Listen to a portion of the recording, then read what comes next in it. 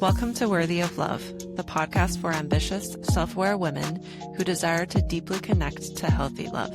Whether you're single or in a relationship already, this show is here to help you slow down, reconnect with your body, and to help you realize that you are capable and worthy of cultivating and maintaining healthy love, even if you have a history of toxic relationships. I am your host, Celia Antonio. I'm a certified relationship coach and a certified female sexuality coach, and I am so grateful that you are here.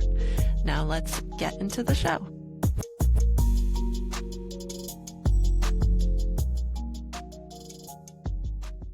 I wanted to show you the most epic mug I have for my tea. Let me see it.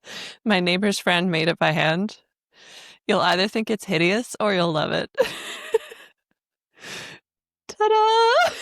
Oh my God. I think it's both. Right? It's like hideous so and ugly, cute at the same time. It's handmade. That's even better. Yes. And she's Aw. like, it's dishwasher safe. And I'm like, no, I'm washing this by hand. I don't want his nose to fall off in the Is this like a dishwasher. new neighbor of where you just moved to? Yeah. Yeah, I Oh, just so moved. awesome. Yeah. And my next door neighbor's best friend's wife, she makes these, and she's retired, and she makes these for fun. She calls them mean mugs. Me. So you could be mean mugging on your front porch with your mean mug. What? Oh my God, that is so genius.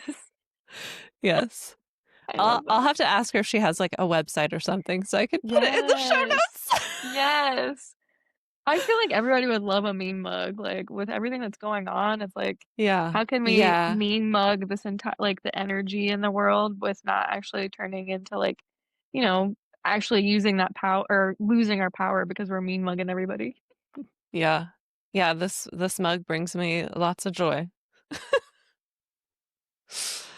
Well, welcome to the show, Lauren. I'm so excited that we're finally recording. Welcome to Worthy of Love, the podcast to help you show up, speak out, and be seen in healthy relationships. Today's guest is Lauren Samantha. Lauren is a certified sex coach and licensed mental health counselor, helping single women stop spiraling, start feeling sexy in their skin, and decenter men without giving up on love. Her work blends trauma healing with pleasure, nervous system care with radical self-trust, and her work also leaves shame at the door, which I love. Mm-hmm. She's just like me, not here to fix you, just here to help you remember that you were never broken in the first place. And yeah, I'm so excited to have you here. Yes, welcome. This is awesome. This is my first podcast I've done in a really long time, so it's kind of nice to get back into it. Yay. Yeah. Before we dive into our topic of talking about all things around being single, and I definitely want to ask you about decentering men as well. I'd never seen those words together. So I Googled it before our call and I'm like, ooh, interesting. We should talk about this. Before we get into that, I'm just curious, what are you coming in to this conversation with? What's on your heart today? What is moving through you that you feel like you'd like to share here? Ooh, that's a good question. I feel I think just having conversations, I feel like I was put on this planet to kind of help shake things up and kind of help people not go with the status quo of what we're told and how we should be or shouldn't be type thing. And I think as a society puts so much on women to be so many different things, but yet not that thing, but this thing. Mm-hmm. I just want, with my voice, I want in this conversation, want women to realize they're fine exactly the way they were. It's navigating these systems that we're all navigating that don't support us and help us be truly who we are. And there's so much power and love and joy and pleasure with just tapping into the exactly who you are and being who you are, for yourself and for everybody around you. Mm-hmm. Yeah, it's pretty wild when you go through a healing journey, especially, around intimacy and sexuality, and on the other end, you realize, like, the journey really is about being who you are and being who Mhm. you were, and Yep. maybe I mean, maybe I'm just speaking for myself, but I remember when I was younger hearing adults give advice of, like, "Yeah, just be yourself." Like, Mhm. relationship advice, "Just be yourself." And getting so frustrated by that because I'm like, "But who is that? I don't know who Who that am is." I? Yeah. Mhm. Mhm. Yep. And I don't think we truly know who we really are until we're out of our late 20s, like, Yeah, for even sure. 30s. Like, I just turned 36 and I'm like, "Oh, this is who I am, and this feels really good, and I can't wait to discover and cultivate, who like, all the other parts of me that I haven't got to discover yet because of experiences I haven't had to get have yet," type thing. Mhm. Yeah, we always get to shift and grow. Mhm. Yeah. Yeah. So, I am very curious about this decentering men topic. And when I Googled it, it said online something about taking the focus out, like not centering a relationship around like sex and romance. Is that right?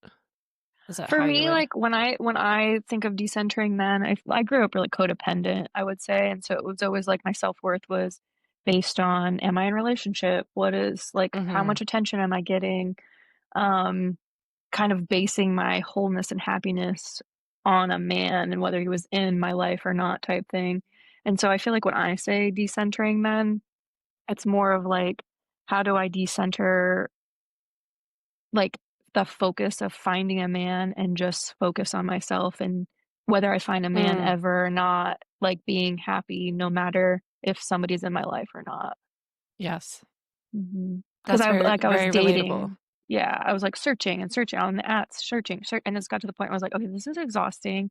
I need to, like, slow down and just look at the facts of what's going on in my life right now," and, the possibility of this person might never come around in my life that meets me Mhm. where I'm at, and I have to be okay with that until the facts shift. Yeah. Yeah. Mhm, And also, what I've witnessed, like, with my clients, 'cause, we kinda do similar work, mhm, um, is when this is happening, when there's such a searching and searching of this mystery man or even mystery woman, um, that is, like, the thing that they're making all their decisions based off of. mhm. Yep. Like, for example, getting super hyper fixated on, like, what you're wearing to the gym. Yeah. You know, Mhm, like simple things, getting super fixated on like how your hair looks before you go to the grocery store to get milk. Like mhm. very simple, mundane things become this like hyper anxiety Yeah. thing Mhm. because that, I gotta be on my, like, best appearance and behavior just in case he's there. yeah, yeah. And then like the thing that comes up for me is like that is complete and total self abandonment Mhm, mhm. because there's no Yep. more like I don't know, there's no more, like, thinking for yourself or, like, spending time doing things that you love. Instead, like, everything is Mhm. centered around this Yeah. fantasy, mystery, make-believe person. Yes, the fantasy, yep. Mhm. Yeah, and I've been there too. I don't wanna sound like I'm making fun of this. 100%. I've totally been there. I I totally still get go it. into fantasy. I still meet somebody and I'm like, "What's our entire life gonna look like?" Like, "Oh my god, are we gonna, like, stay in this town? Are we gonna go this town?" Even though I've gone on 2 dates, but that's Mhm, just naturally what my brain does, but with the work I've done on myself, I'm able to be like, "Okay, let's come back to reality, let's name the facts, like, mhm. um, let's not go there." Yeah. So it's almost like don't not be human, but build some skills and tools to maintain the fantasy that's gonna Yeah, hurt you in the end if you stay in the clouds. yeah. And there's also, like, a name for that. And a reason why we do that. Like, it's called Mhm. limerence, and Yep. it's usually done because of childhood trauma. Like, that's, Mhm. like, a big piece. Can Yep. you speak about that a little bit for people who haven't heard of that before? Yeah, from what I'm familiar with, the limerence is like when you're hyper focused on somebody and you can't think of anything else other than that. I know I would say, like, the codependency route of that is Yeah. the element of, like, maybe your needs weren't met in childhood, you weren't heard, you weren't seen, certain needs weren't taken care of. Maybe your parent relied on you too much, like emotional incest type things can happen in childhood, that can create this, and the idea, I think, is when we're not focused on our own self, um, and we hyper focus on somebody else, we don't have to think about ourselves. We don't have to think about our needs. We don't have to think about what we want. Um, It's we like a don't have to be comfort zone. vulnerable. Yeah. Mhm. Yeah. It's a way to keep like codependency, I would say, is like a way to keep people away, actually. Even though there's Mm. enmeshment going on, it's actually to keep somebody away in whatever shape or form, Yeah. whether that's avoidant or anxious type Yeah. thing. Yeah. Mhm. Yeah, interesting. I've never heard of it described as a way to keep people away. It makes a lot of Mhm. sense. Mhm. Yeah. Mhm. So if someone's listening who's like, "Oh, I think that's what I do. I think limerence is something that I do." Where would you point them? Like, what direction would you point them to start not doing that? I would say I always go to mindfulness and, like, 5 senses, and naming the facts. Like, those are my 2 go-tos when I'm starting to work with clients is, what is the facts of this situation? Mhm. And how can you connect to your body and figure out what's actually going on in your body through the 5 senses? Mhm. Mm. Yeah. Yeah, the 5 senses a 5 senses practice is so Mhm. Yeah. simple, yet so powerful. Yes, 100%. That's why, like, I feel like, even if you focus on one scent throughout the day, maybe it's sight. Like, I love to make my room super cozy with lighting. Um, like, I get, the fake candles that you turn on with batteries, and I turn those on, and then I have Christmas lights, little fairy lights that I like to call them, and lights on my TV, so that is a scent or a sense that I like to focus on, and then smell. Those are the 2 main ones I would say I focus Mm. on throughout the days. I'm always changing out, a wax warmer scent depending on my mood. Sometimes I'll change the wax scent twice a day, Mhm. depending on how I'm thinking and feeling. And that's how I kind of like stay grounded in reality is through those 2 things. Mhm. A sense I'm noticing is that I am warm and I'm gonna open a window. Yeah. Yes. I'm like, "It's hot in here."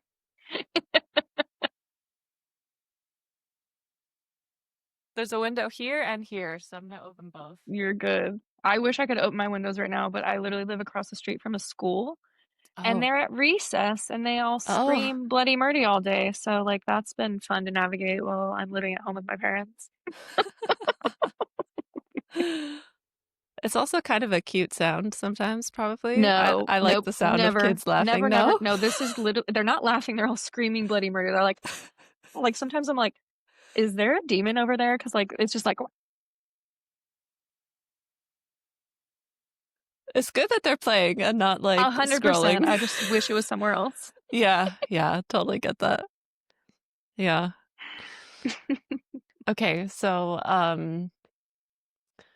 if you were talking to someone listening to the show that is a super ambitious woman, and she has a history of toxic relationships, and, maybe she's been single for a long time, but she can't, like, appreciate being single because she Mhm, wanted her forever person, like, yesterday. mhm. What do you think she needs to hear? Because I see this a lot. Oh, yes, yes, yes, yes. She needs to hear that so I love radical acceptance, and I think there's a like, how do you hold hope with that maybe your person is out there, and also that you might never find your partner? Like, Mhm. and I think as soon as we can radically accept that maybe he isn't out there, because I think everybody, "Oh, he's out there, you'll find him, da da la la la la." We don't know that. We really don't. I Yeah, hope. true. We Yeah. don't know that. And so I think radically accept that they might not find their person. And how can you romanticize your own life without having a person in your life? And when I say romanticize, how do you connect with your girlfriends and go out on dates? How do you take yourself out on dates? How do you create your space to feel really romantic and juicy, even though there's not somebody else there to do that with you. Self-pleasure practices. How do you really develop a deep ass relationship with yourself, Mhm. um, to really getting to know yourself instead of constantly thinking like, when is my person going to walk in the door type thing. Mhm. I love that. Mhm. And it's so ironic because I feel like those are the things that I know that you said to accept that maybe the partner won't come along, but I feel like those Mhm. are also the things that make us more open to finding a partner Yes. because it somehow Mhm. makes us more like when we're in our own pleasure and we're in our own like embodied in our own bodies and not looking for that external validation, we somehow become more magnetic. I'm not sure why. Mhm. Mhm. Mhm. Yeah, I don't know why I couldn't explain it to you either. I think there's even elements of like, I come from a family who I'm a therapist and they're like, "Oh, we don't believe in therapy. We don't do therapy." Yet when I Mm, started healing and changing my relationships, I did see that ripple out into my family, even though it wasn't um like I don't know how it happened, but it did. I saw maybe it's cuz I was shifting my perspective on them and what I went to them for and types of things. So yeah, I think when you do that work, it can ripple out for sure. And so, yeah, yeah, when we're out there and we're like, I love myself and I'm confident and nobody's gonna take this from me, I think people see that. And I think the most sexiest thing is confidence, like confidence yes, and self-worth. yeah. And I think when you're romanticizing your life, and especially for women, when we take charge of our own pleasure and we take that time to Mhm, do those pleasure practices, I feel like the confidence, it just kind of happens, if that mhm, makes sense. Like it's not, there's no like fake it till you make it. There's no like script right. of things to say or what to Mhm, like it happens because you're yeah, super grounded in your own body yep. and your nervous You're in system. reality. You're in reality, in Yeah. the present moment. Yes, exactly. Mhm, Because you have to mhm, be in the present yep, moment to mhm. experience pleasure. Yeah, I think that's a lot of what cuts us off from pleasure is not being in the present moment. We're so I distracted these days. I think that's, like, the number one thing that anybody I work with is how are they not in the past and not in the future and here in the Yes. right now? Yeah. Because Yeah. this second is where I get to make choices. This is where I have my power, like, and I might get some information that sucks, but I get to decide what I'm gonna do with that in this moment type thing, Mhm. versus dwelling on the what ifs or, you know, how it could have gone differently type thing. Mhm. Yeah. Okay, so do you want to share maybe a couple more ways people can romanticize their Yeah. life? So I So I went on a date one time and this guy, I thought, "Oh god, he was amazing." I thought it was like, "This is it. This is gonna be my man," and it turned out it wasn't. But he told me, "Make a list of all the dream dates that you would ever go on, and I'll make one too, and we can share it, and then we can go on these dates," type of thing. Oh, that's So I sweet. made this list. Yeah. You know what? Looking back on it, everything that came out of his mouth was like it was from a book or something. Like it was too Oh good to be no. true.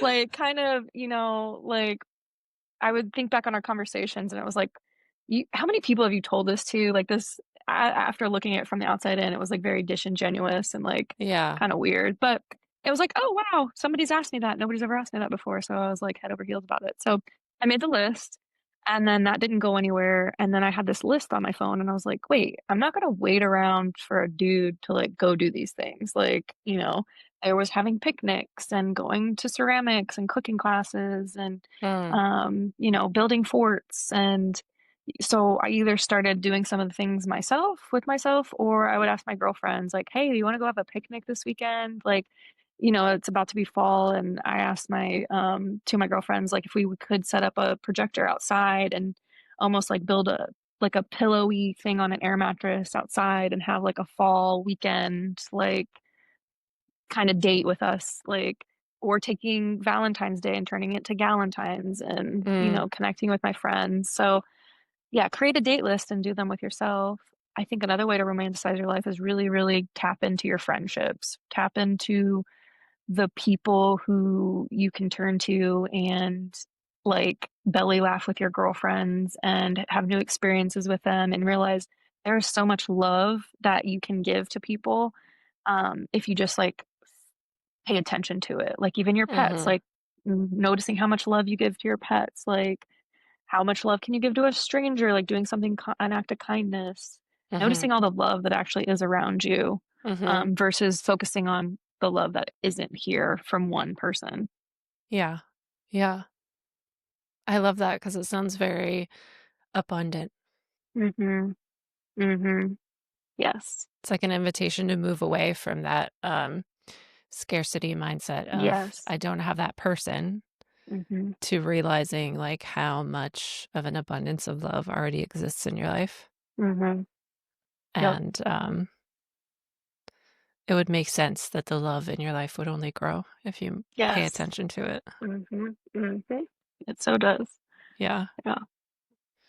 Something that, I've struggled with before is, like, doing these things when I'm single, Mhm. and then when I'm in a relationship, completely, like, goes out the window, like, my friends Mhm. don't hear from me for a while, like, I used to do that, and, Mhm.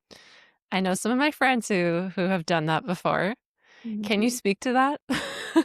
So I've been single for so long, and I'm so curious what's going to happen when I do get in a relationship, but I do know that I want to be mindful of that. Mhm, Um, I think it's easy to get wrapped up into, like, the newness of a relationship and the romance, and we're humans, like, we're meant for connection.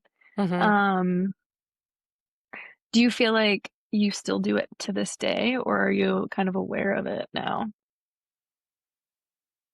I think I am going through it now because, I am married, so I'm not single, Mhm. but my husband travels a lot for work, Mm, and when he's gone, like, I could be romanticizing my, like, alone time more. mhm. I'm Yeah. I'm more of like, "Oh, I wish you were here so we could go do this." Mhm. Mhm. Yeah, it's like, why are you waiting around for Yeah. somebody? Like, Yeah, exactly. go do it. And I think we get so much, like, you learn so much from doing things by yourself. Like, I've gone concerts by myself. I would go camping by myself. Like, I've done so many things by myself. And yeah, it is lonely and sometimes annoying and be nice to have somebody to do that with. But I learned how much of a badass I am by being able to do that. And I also was able to, meet new people and have new experiences by not waiting around for somebody to go do those things with. Mm, And I'm starting this podcast, like Single Not Spiraling, and, it's for the single ladies, but really it's for all women because I don't want women to lose themselves in relationship. Like, even if you are in a relationship, how do you decenter the man from your life in yeah. a way that focuses back on you because you deserve to have a relationship with yourself? Yeah. And I think it would make the relationship stronger by you Yes. knowing yourself.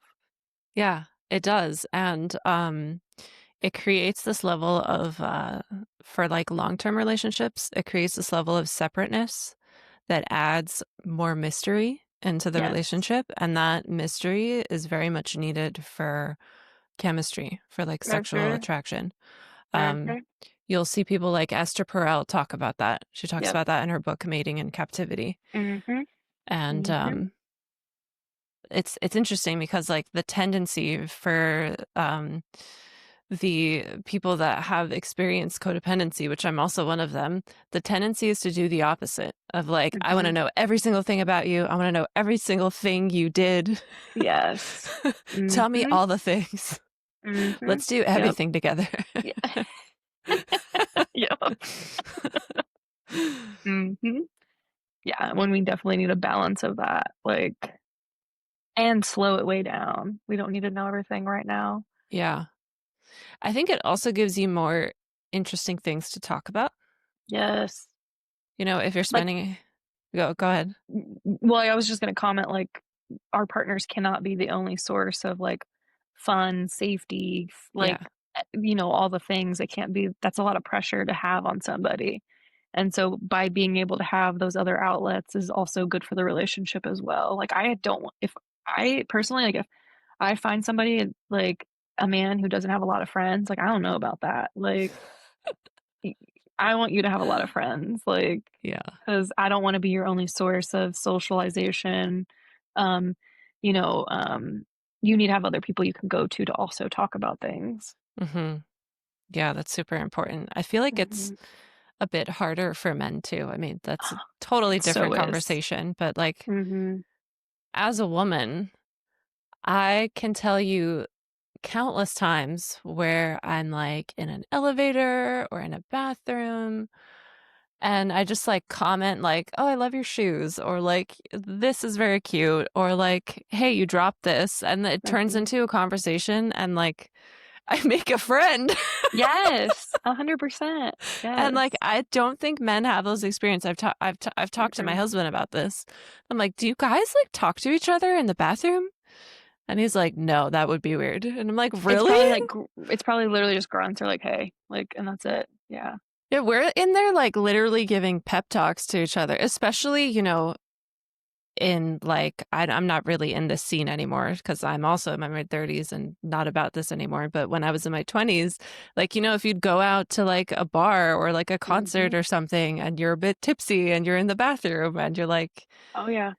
everyone's a little bit, loosened up by the alcohol and Mhm. everyone is, commenting on, like, "Girl, you look hot today." Yes. Or they'll be or you hear them say something about a man and you'd be like, "Screw that man, dump Yeah. him," or, like, Yeah, there would it's just the be best. It's like mhm. that is, like, one of my favorite parts about being Mhm. a girl is that I've gotten to have that experience. Yeah. And what's interesting is, like, this isn't happening because of our gender, it's happening because of what how we've been taught to act because Yeah. of our gender. Yep, how we've been socialized, It's yeah. very Mhm. fascinating to, Mhm. like, Mhm. dig into and be like, "Why do we do this?" Mhm. Mhm. Yep. Yeah. Yeah, I haven't had one of those moments in a long time. I don't go Yeah, out as much. same, same. I'm about to, start taking some classes, though, at a community college, and I'm like, Oh, nice.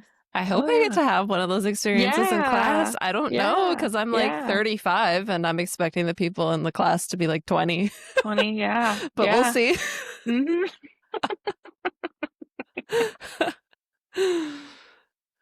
Yeah. It's weird that when you're 35, a 20-year-old could literally be your kid. Literally. Quite literally, yeah. Mhm. Yeah. Yep. So, you mentioned that you've been single for a while.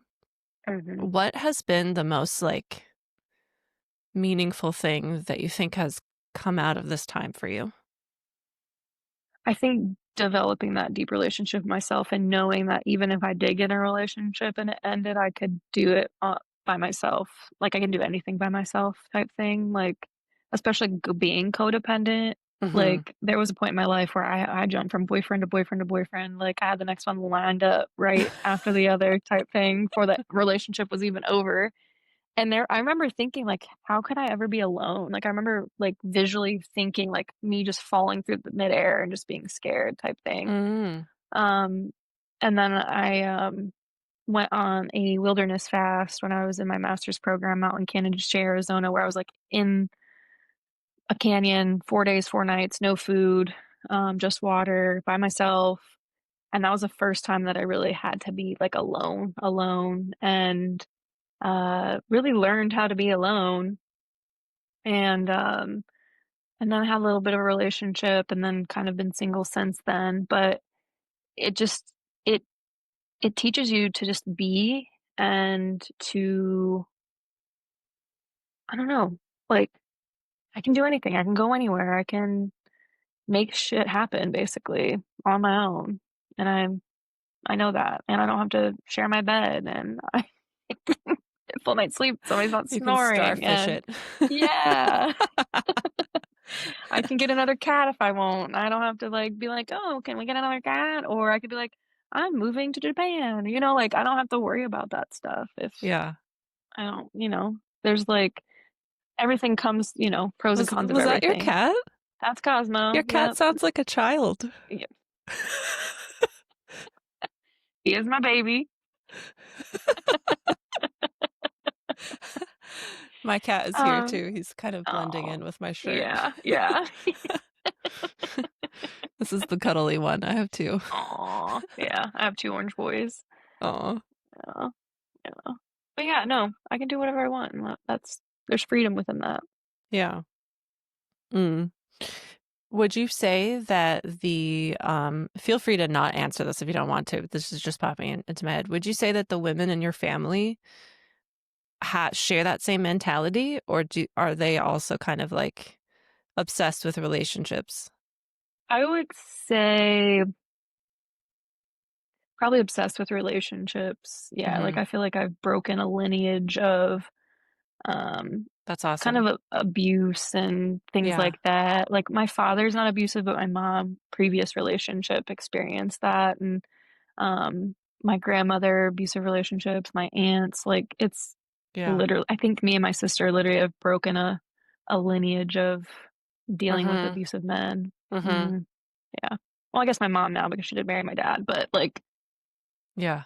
yeah, yeah. Yeah, I feel the same. And Mhm, I also just want to normalize for people listening that like the reason why this is such a shared experience among women is because of, our society mhm. was set up in a way for so long that like women didn't have sovereignty. In a lot of countries, women still don't have Still don't, sovereignty. yep. Like in a Mhm, lot of countries, women still need the permission of their dad or their husband or brother to open a bank account. mhm, And putting up with abuse was a way for us to survive yep, for a very, very, very long time. yeah, And so I feel like part of the like codependency habits is could kind of be in our DNA. I don't know. I'm not a scientist. I don't know how that mhm, works. mhm, But it's been a part of our society for so long. And even though now we have more independence, there are still very real ways where women are, we're the biggest oppressed group on earth. mhm, mhm, And there's literal hard data about this too, how yep, it's been going on for so long. And it's actually mhm. doesn't benefit anyone, doesn't even benefit the men that think they're Nope, benefiting from it. right. So it's not your fault, Mhm, and it's your opportunity to be that cycle breaker. I mhm, feel like mhm, it's up to all of us women that exist now to break the cycle even in a teeny small way, yep. you know, even if it's something as simple as learning not to say sorry every 5 minutes. Yes, 100%. Yes. I used to be Mhm, that person. I remember mhm. when I was in my mid-20s, I dated somebody who pointed that out. He was like, "You say sorry a lot. You must have dated a lot of assholes." Oh my gosh, yeah, I worked in a inpatient clinic for addiction, and a lot of the women would do that, and we'd play a game basically, like, if anybody said sorry for something that they didn't need to say sorry for, somebody would say pineapple, like, to kind of, like, call out and get you to realize how often you're actually doing it. Yeah. Mhm, That's a good technique. mhm, yeah, Yeah. yep, Okay. So, there are a couple of questions I like to ask every guest. mhm, But before we dive into that, I'm curious if there's anything else about singleness, romanticizing your life, codependency, decentering men. I'm trying to think what else did we talk about? Any of the things that we talked about, if there's anything else you wanted to add. I do wanna add, like, I don't think we touched base on, like, the intimacy starvation piece of being Ooh, single. yes. Let's Because talk I about that do first. yeah, because I do Yeah. think we talked about all these things on ways to, like, kind of maintain and manage singleness, but there is still this piece of this pie that I don't think can ever be filled from anybody other than a romantic partner, and I don't think there's literally nothing you can do about it unless you have a romantic partner to engage in, like, cuddling and kissing and jokes and, all the things that come with relationship. Because I think we can manage all these other like, I feel lonely, so I talk to a friend, but Mhm. There's still that loneliness of being a single person that doesn't have somebody to, like, fall asleep with at night, like, and I don't think a lot of people talk about that. They don't talk about the loneliness, and I've actually even heard of people who are in relationships actually experience this loneliness, this intimacy starvation because they've become so disconnected from their partners Yeah. that they're also experiencing that, so yeah, just touching base on, like, there are some things about singleness that it just sucks, and I think just talking about it and expressing it and, sharing about it is all you can do, but it is a big factor of being single. Mhm. Mhm. Yeah, that makes sense. Yeah. And this isn't for everyone, but something that comes to mind for me to share, if anyone is down to try it, I've never done it. I don't think I ever would. Um, Maybe if I wasn't married, I would try it now that I know about it. But there are things like cuddle parties are a thing. Mhm. Yep. Mhm. And I've never been to one, but they are supposed Mhm. to be conducted in a way where there are clear boundaries, where there's nothing Yes. more happening than cuddling. Mhm. Mhm. And so that could be a good way. I mean, it's not That you're is not very true. Mhm. yeah. You're not getting that intimacy of, like, that one person that you can, like, connect with and get to know, but it is something. 100%. I do love that idea because I didn't even think about that. So, yeah, I guess there are some things. Yeah. Because even when I was dating somebody, like, 4 months, didn't go anywhere, and I had that cuddle time, I did feel like it filled my intimacy cup a little bit, like, and it's like, "Okay, I could be happy now," and then after 6 months of not having it, it's like, "Okay, it's depleted again." So I definitely love that idea of, Yeah. cuddle parties. I've even am like, sex work, like, I feel like if I was a man, it's probably more likely that I could go find intimacy and, like, in sex work, whether that's from the strip club or, you know, Mhm. from, people who do oh my god, why is the word leaving my That's head? probably why those Um businesses do so well. I've never thought of this before. Mhm. Yeah, I actually interviewed a person who worked in the club, and she was like, "Most of those men weren't necessarily there for, like, sexual acts. They were there because they didn't have anybody to talk to or connect with, like, they were Yeah. looking to fulfill that intimacy that they weren't getting at home or because they were single type thing." So, Yeah. um and I don't think that's as, available to women as it is to men. Yeah. No. Mhm. I saw this, vlog the other day from some I wish I remembered her name, but she's Australian, I think, or she's from New Zealand. Those accents kinda sound the same to me. Mhm. And she lives in Japan, and she rented a boyfriend for, like, 3 Oh, do you hours. know, I think I is she like, got strawberry blonde hair? I think so. I Yeah, think I think so. I know what you're talking about. Yes, The yes. boyfriend's name was, Narumi, I think, Yeah, I think I was know who his you're talking name. about. Yep. Mhm. And, it's, like, that's a service there in Japan, Yeah, like, you can rent a boyfriend. Um, Unfortunately, in America, I feel like women would not be up for that because it would feel like you're putting yourself in danger. 100%. I literally was Yeah, saying that, like, what's the safety behind that? Yep. yeah. Mhm. And I think that's the sad part. That is the sad part that, like, And men I can think go to, like, how you said, like, the strip Mhm, clubs or, like, whatever, mhm. but, like, women, we don't have the confidence in doing that because there's a very real threat of sexual abuse. Yes. Mhm, mhm. Yep. And that's again, like, one of the issues with, what we talked about earlier, how society has been, like, it's only like that because we're taught to be Yeah, like the this. patriarchy, yeah. Patriarchy, Mhm, exactly. mhm. Yep. Mhm. Yep.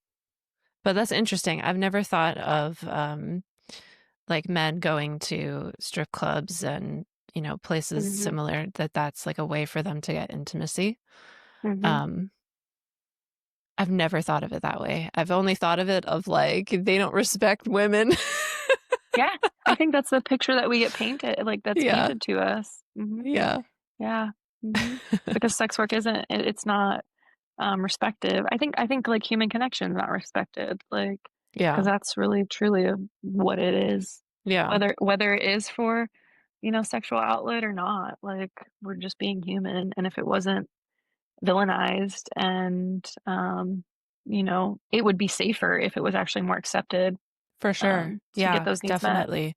I think Mhm. that's like the root of like most of the world's problems, to be honest, which is why I do 100%. this work. Mhm. Yep. Yeah. Mhm. Yep. Another thing that just came to mind that could be helpful that's also touch related is like getting massages. Oh, yes, definitely. Yeah, I have a friend who I went out and sought out a male massage therapist just so I could have male energy in nice. my in Yeah. my aura. Yeah. Yeah, I have a friend who's clinical massage therapist and she Mhm. has a lot of clients who are like older and like their spouses have Mhm. moved on and like they haven't received touch in a very long Yeah. time and they like cry Yeah. on the table. Mhm. And Yep. I also want to mention like the things that we mentioned are all very touch related and it's making me think of the five love languages. Mhm. And like Mhm. maybe if you're listening, maybe touch isn't that important to you, but take a Right. minute to explore the other five love Mhm. languages. And with this topic of like being single and romanticizing your life, how can you use your love language to give yourself self Yeah. love? Yep. How can you 100%. do some self love activities that are themed around the love language that's the most important to you? Mhm. Yep. I love that. Also, cuddling a cat maybe helps. I don't know. Yes, I it don't know. does. I don't know what I would do Hi. without them. The cat that's in my lap, he'll sleep in the bed when my husband's not home. Aw. Aw. But when he's there, he When doesn't. he's there, he doesn't. But when he's at home, he's like, "I'm husband," This is my yeah. Aw. and he cuddles. Like he'll be like on his side and put his paw on me. It's like Oh, I'm I like, love is this that. like a person in there? Oh. Hi, we're talking about you. Okay, so one of the questions that I like to ask every guest is, what does self-love mean to you? Mm, what does self-love mean to you to me? Um, I think it's speaking my needs, voicing boundaries, not settling for crumbs, and really, like, tapping into, like, pleasure and joy the most out of every little moment in life, to pay attention to that, and gratitude to remind myself all the things that I do have versus focusing on what I don't have. Hmm, I love that. Yeah. I've been loving the phrase "not settling for crumbs." Like I've seen that on the internet a lot lately. Mhm. I don't remember ever Mhm. saying that like 10 years ago. Yeah. I don't know if it's Yeah. like a Gen Z slang. Yeah, I don't know. I think my therapist would say breadcrumbing in my sessions, like, 10 years ago, I think they Yeah? would say that to me. Okay, so Yeah. it's like a therapy Yeah. term. Mhm. Mhm. Hmm, Yeah. Yep. interesting. Yep. I'll probably learn about that soon. Yeah. Is that what you're taking classes on? Yeah, I'm getting my master's in social work, so I can Nice. be a Nice. therapist on Yes. top of the work I'm already doing. I'm very excited. It's It's a lot. a lot. Yeah, I know it's gonna be a lot, but it's like I'm almost like, "Are you sure you wanna do this?" No. I actually also want to get, is it called ASECT Yes. Yep. certified? Mhm. Yep. I'd like to do, Yep. sex therapy. Yeah. I am certified, but I chose not to go the ASEC route just because it's so expensive Oh, and really? yeah, like, you have to pay a shit ton for, like, supervision, and things like that. You have to be, Um, like, a member too? Is that, like, you I have think to so. continuously pay every month to Yeah, be that there's sounds like a scam. I don't know if is that true that you have to pay? I don't I know. saw, like, when I've Googled, like, "How do I become a sex therapist?" I'm gonna Mhm. cut all this out, by the way. No, yeah, you're good. It said to be like, become an ASECT member, and I don't know what Yeah. that means. I don't know I if that think it's a means you're yearly paying. thing. I think it is a yearly thing. Yeah, but I Okay. chose not to go that route just because you don't have to I felt good being I think with your therapy background, if you're getting your master's and then you're certified, I think that I went through a sexual health alliance and so I'm a certified sex therapist and coach through them. I felt like that prepared me for what I needed to do type thing. And if I ever needed to get extra support, I would probably call a supervisor to be like, "Hey, I need help with this," but not a continuous thing. Mm. Yeah. Yeah. Okay. Cool. Thanks Yeah. for sharing that. Yeah, I'll look Yeah. into that. Mhm. Yeah. Yeah.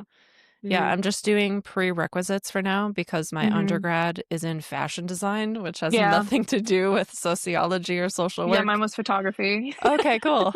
But I minored in art therapy, so I got my prereqs Yeah, out of the way for my art therapy master's. nice. Yeah. Yeah, I took Yeah. a bunch of psychology classes.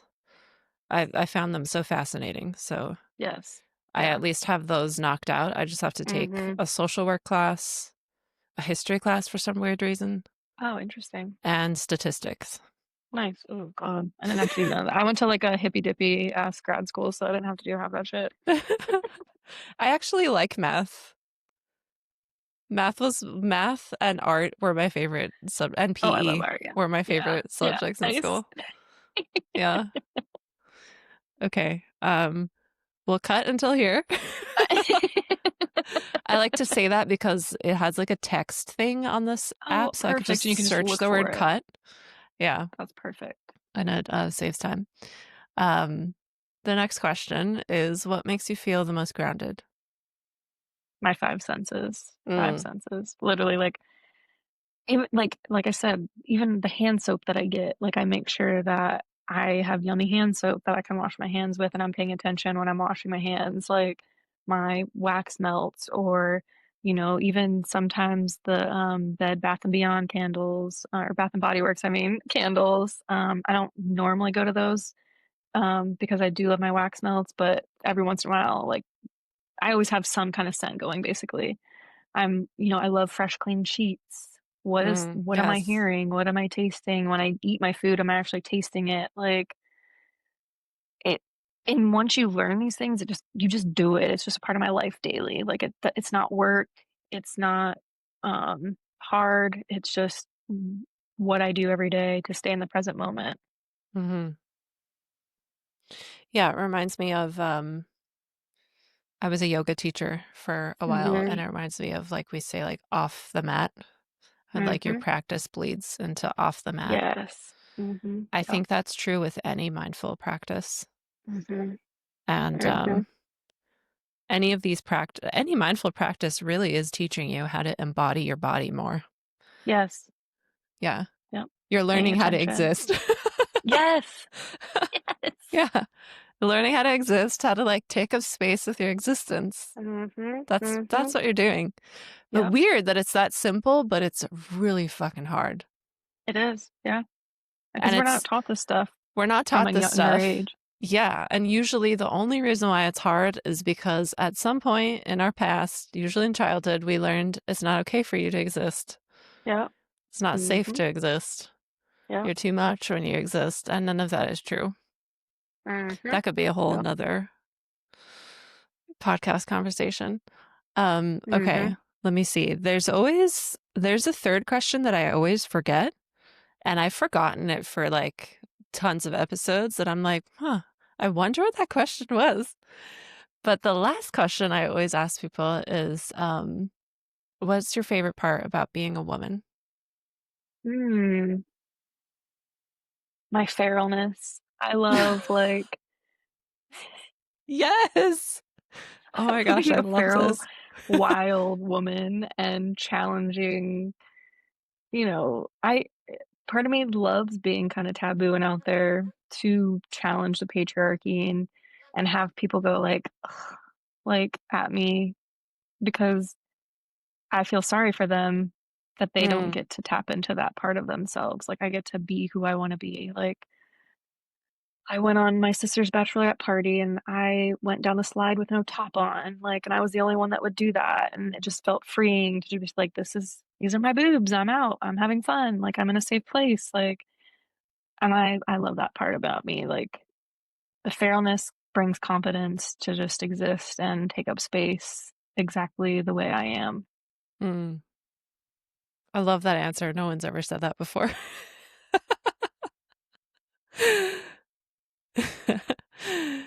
And then for the people listening, how can they connect with you online? How can they Yeah. work with you? Feel free to share more about your work Yeah. and all that stuff. Yeah, so I just actually launched my brand new, Instagram page today.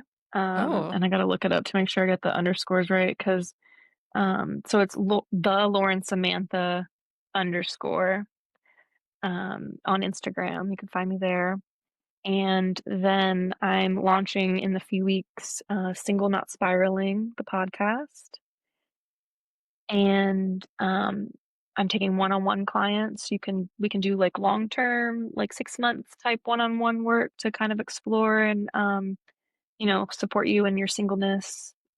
This could be anything from, learning how to be single to feeling more confident in and out of the bedroom even if you don't have a partner, and then I also do, like, little free packs to where if you just wanna do 3 sessions, like, just explore one topic, we can do that too. very nice. And I will include the links to that in the show notes. Yay. Thank you so much. Of course, thanks for having me. This is also Yeah. I love podcast conversations. I feel like they're always so deep and juicy and good.